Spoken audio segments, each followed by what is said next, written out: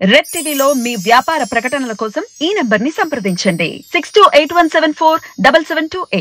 So మీకు ప్రత్యేకంగా ఈయన గురించి పరిచయం అక్కర్లేదు. ఫిరోజ్ ఖాన్ రెండు తెలుగు రాష్ట్రాలకే కాదు అందరికీ ఫేవరెట్. సో ఇప్పుడు ఆయనతో నేనున్నాను, ఆయనతో మాట్లాడదాం. నమస్తే సార్. నమస్కారం. ఎలా ఉన్నారు సార్? ఎక్సలెంట్.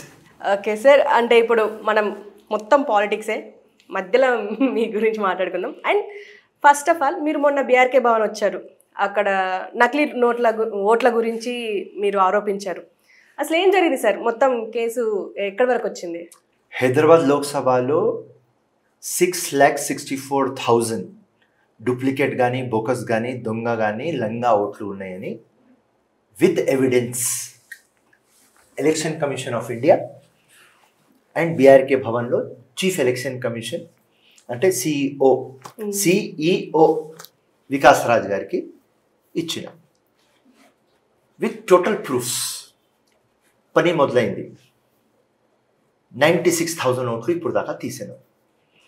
నోటిఫికేషన్ వచ్చింది, మళ్ళీ పని ఆగింది. ఇదే డ్రామా 20 years నుంచి నడుస్తుంది. ఏదైనా మేము దొంగ ఓట్లు లంగా ఓట్లు ఉన్నాయని చెప్పిన తర్వాత కొత్త లిస్ట్ చూడండి దానిలో ఉండవు అని చెప్తారు. మళ్ళీ కొత్త లిస్ట్, మళ్ళీ duplicate, bogus, double vote, triple vote, death vote, ఇల్లు ఉండదు అట్లాంటి ఇల్లు క్రియేషన్ ఉంటుంది, మనిషి ఉండదు అట్లాంటి మనిషి వచ్చేస్తారు. సో దానికి మేము ఒక పేరు ఇచ్చినాం, గోస్ట్ ఇల్లు, గోస్ట్ ఓటర్లు. సో ప్రతి ఒక్క పార్టీ బోకస్ ఓట్లు ఉన్నాయని చెప్తారు, కానీ ఓన్లీ 1% ఫిరోజ్ ఖాన్ విత్ ఎవిడెన్స్తో ఇచ్చినాం. లాస్ట్ టైం నాంపల్లి కూడా నేను ఎందుకు ఓడిపోయినా అంటే బోకస్ ఓట్లు 1,00,000 ఓట్లు out of 3,20,000 vote 1,00,000 bogus duplicate ఓట్లు ఉన్నాయని మొత్తం ప్రూఫ్స్ ఇచ్చిన. దానిలో 46,000 డిలీట్ అయినాయి, 54,000 అట్లనే ఆగింది. మెయిన్ కన్సర్న్డ్ ఆఫీసర్లకు నేను అడిగితే ఎవిడెన్స్ ఇచ్చిన తర్వాత అది మ్యాండేటరీ, మీరు తీయాలి కదా, ఎందుకు తీస్తలేరు అని చెప్తే వాళ్ళు చెప్పేది ఏమంటే మాకు ఇన్ఫ్లుయెన్స్ వచ్చింది, అసదుద్దీన్ ఓవైసీ, అక్బరుద్దీన్ ఓవైసీ, కేటీ రామారావు, హరీష్ రావు అందరు మాకు కాల్ చేస్తున్నారు, మేము ఉద్యోగం చేయాలి, మీ బోకస్ ఓట్లు తీయాలి. ఇది వాళ్ళు చెప్పేది నాకు. నేను అప్పుడు అడిగిన, ఇంకా ఎందుకు రాసుకున్నారు? సత్యమేవే జయతే రాసుకున్నారు మీరు అందరు, ఎందుకు రాసుకున్నారు? మీ కాన్షియస్, మీ ధర్మాయం, మీరు కాన్స్టిట్యూషన్ మీద ప్రామిస్ చేసుకొని వచ్చినారు, మీ ధర్మాయం.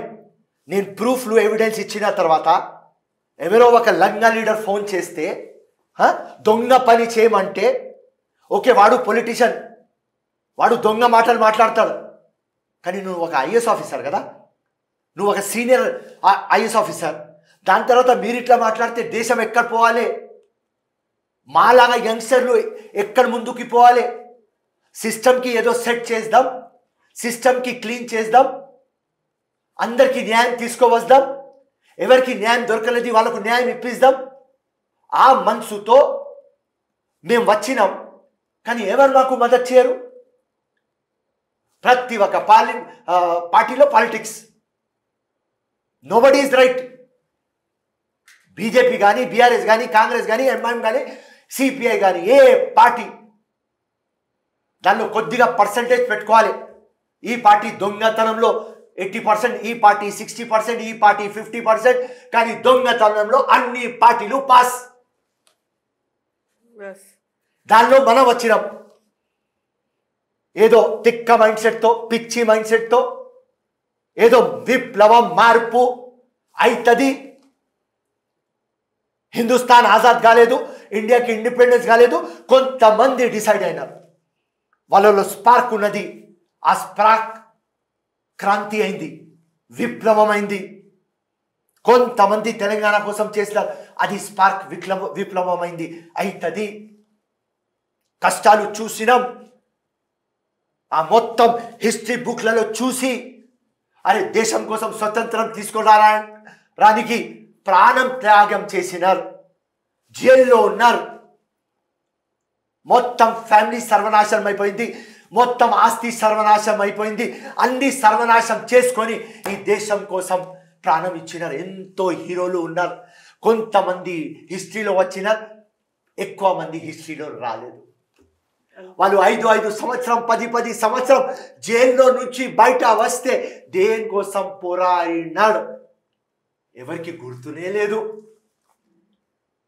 ఎవరు అక్నాలెడ్జ్ ఇచ్చాడు? అరే అమ్మ, నువ్వు జైలుకి పోయినావా దేశం కోసం? అట్లాంటి మస్త్ హీరోలు హిస్టరీలో రాలేదు. ఇప్పుడు నేను కూడా అట్లాంటి ఒక హీరో. విక్టరీ రాలేదు, కానీ సచ్చే ముందు హిస్టరీ చేసి సస్తా.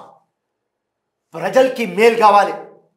నేను కష్టపడిన 5 ఎలక్షన్లు ఓడిపోయినా, 6th ఎలక్షన్కి రెడీ అయిపోయినా, 100 days కింద ఓడిపోయినా, మళ్ళీ మొదలుపెట్టిన 98 days నుంచి 2 days ఇంట్లో కూర్చున్నా.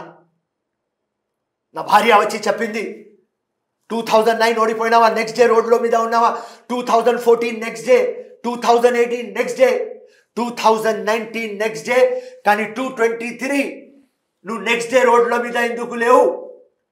మర్చిపోయినావా నువ్వు ఒక బాహుబలి? మర్చిపోయినావా నువ్వు ఒక భగత్ సింగ్? నువ్వు ఒక సుభాష్ చంద్రబోస్? నువ్వు ఒక మహారాణా ప్రతాప్? నువ్వు అట్లాంటి వ్యక్తితో నేను పెళ్లి చేసుకున్నావు. నెక్స్ట్ వెళ్ళిపో. నువ్వు రోడ్లోనే బాగా, నువ్వు ప్రజల కోసం పుట్టినావు. విన్నింగ్ లూజింగ్ చిన్నది, ఇది డెమోక్రసీ.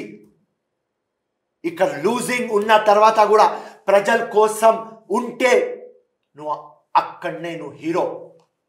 Exactly sir. అంటే మీరు ఎన్నిసార్లు ఓడిపోయినా సరే మీరు మా గుండెల్లో, బ్రెయిన్లో ఉండిపోయారు. బికాస్ ఫిరోజ్ ఖాన్ అంటే ఒక ఫైర్ బ్రాండ్, జెన్యున్గా మాట్లాడే వ్యక్తి అని చెప్పేసి ఒక మంచి పేరుంది మీకు. అండ్ ఇప్పుడు కాంగ్రెస్ ప్రభుత్వం ఏర్పడింది. కాంగ్రెస్ ప్రభుత్వం ఏర్పడాలని చాలామంది కోరుకున్నారు, కొంతమంది కోరుకోలేరు.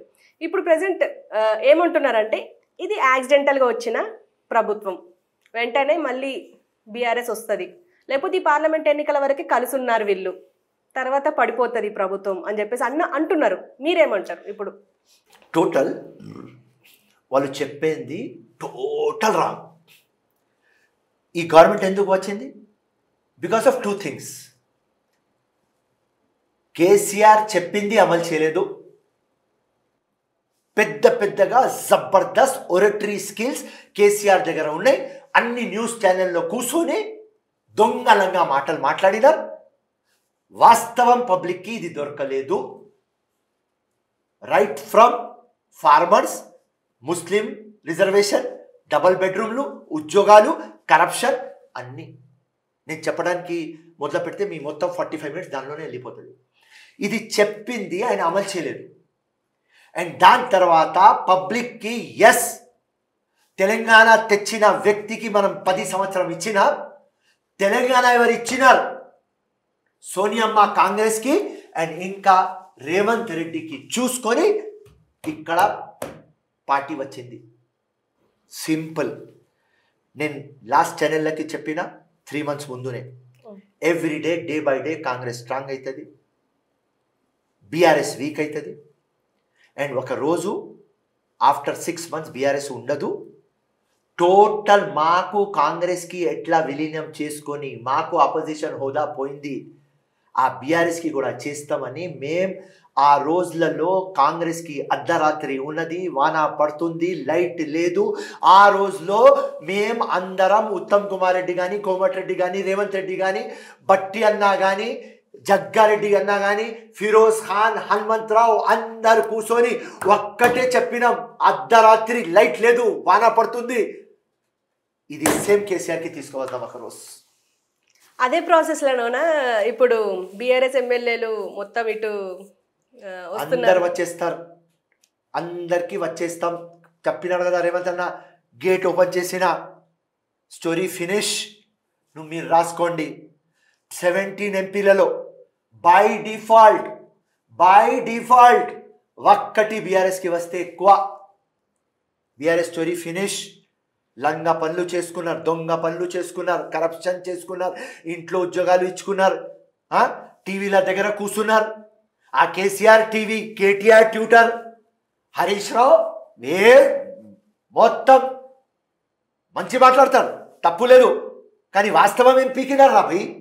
100 సార్లు అడిగిన వాళ్ళకు ఏం మస్త్ మాట్లాడతారా భయ్? రోడ్ మీద రా, మా బస్తీకి రా. ఎక్కడున్నది రా భయ్ డబుల్ బెడ్రూమ్? ఎక్కడున్నది ఉద్యోగం? ఎక్కడున్నది మైనారిటీ మాకు 12%? ఎక్కడ మా ఓల్డ్ సిటీ డెవలప్ చేసావా? ఎక్కడేం చేసావా చెప్పురా? నా ఏ హాస్పిటల్ డెవలప్ చేసినావా నాకు చెప్పు. నిలోఫర్ పోదాం, ఉస్మానియా పోదాం, ఎక్కడ పోదాం? ఏ స్కూల్ డెవలప్ చేసావా నాకు చూపి. ఏ గల్లీ బస్తీ డెవలప్ అయింది నాకు చూపి. బంగారు బంగారు తెలంగాణ చెప్తారా భయ్? మీ బతుకు చిప్ప అవుతుంది అని చెప్పినా అట్లనే 64 ఇప్పుడు మేము ఉన్నాం. మీరు చూడండి 100 డేస్ కూడా కావు, 100 అయిపోతాం మేము. సూపర్. అండ్ మొన్నటి వరకు బిఎస్పి అధ్యక్షులు ఆర్ఎస్ ప్రవీణ్ మొన్నటి వరకు బీఆర్ఎస్ని తిట్టి కేసీఆర్ని తిట్టి ఇప్పుడు సడన్గా కండువా కప్పుకున్నారు, బీఆర్ఎస్ కండువా.